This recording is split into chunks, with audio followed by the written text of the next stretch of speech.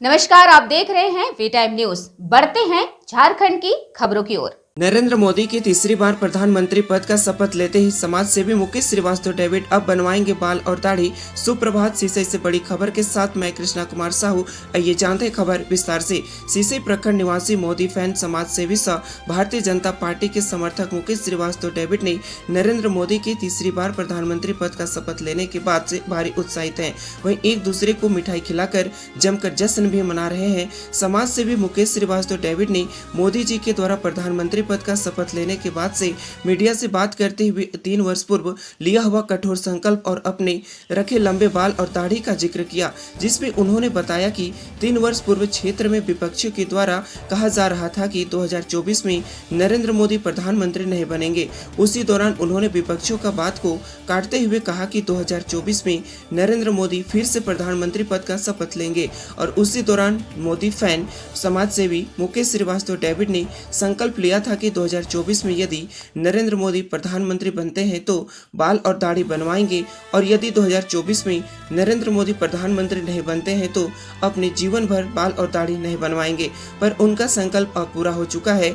आइए उनके मुख्य बिंदु से ही सुनते हैं। 3 वर्ष पूर्व लिया हुआ कठोर संकल्प अब सफल हो चुका है और संकल्प पूरा होने पर वे कितना खुश हैं। जय श्री राम। मोदी जी को प्रधानमंत्री बनाना था, वो बन गए। देश के गद्दारों का काम है पीठ पीछे छुरा भोगना, वो करते आएंगे और मोदी जी विकास का काम करते रहेंगे। मोदी जी जब गुजरात के मुख्यमंत्री थे उस टाइम चुनाव प्रचार में गुमला आए थे। उस समय मैं भी उनका भाषण सुनने गुमला गया था। उनका एक भाषण मुझे आज भी याद है जो बहुत अच्छा लगा था। भाषण में उन्होंने बोले थे कि गुजरात में बिजली जाती है तो लोग कहते हैं बिजली गई, लेकिन झारखंड में जब बिजली आती है तब लोग कहते हैं आज बिजली आई है। उसी क्षण मेरे दिल में एक ख्याल आया कि नरेंद्र मोदी जी हमारे देश के प्रधानमंत्री रहते तो कितना अच्छा होता, और वो सपना आज सच हुआ। गुजरात के मुख्यमंत्री नरेंद्र मोदी 2014 से पहले थे। उस समय गुजरात मॉडल राज्य बना और बहुत विकास किया। 14 से पहले हमारे देश के प्रधानमंत्री विदेश दौरा में जाते थे तो उन्हें पीछे की कुर्सी दी जाती थी, लेकिन आज हमारे देश के प्रधानमंत्री नरेंद्र मोदी विदेश दौरा में जाते हैं तो उनको मान सम्मान और सामने कुर्सी दिया जाता है सामने कुर्सी दिया जाता है। और यहां तक कि विदेश के प्रधानमंत्री उनके चरण स्पर्श करते हैं। एक कितना सौभाग्य की बात है।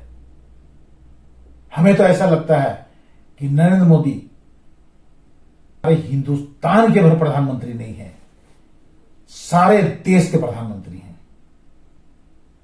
एक छोटा सा देश पाकिस्तान जिसकी कोई औकात नहीं है, वो इंडिया से आंख उठाकर बात करता था, हमेशा धमकाते रहता था, लेकिन आज हमारे नरेंद्र मोदी जी ने उन्हें ठंडा कर दिया और वो भूखमरी के कगार में है। आज हिंदुस्तान से भीख मांगता है।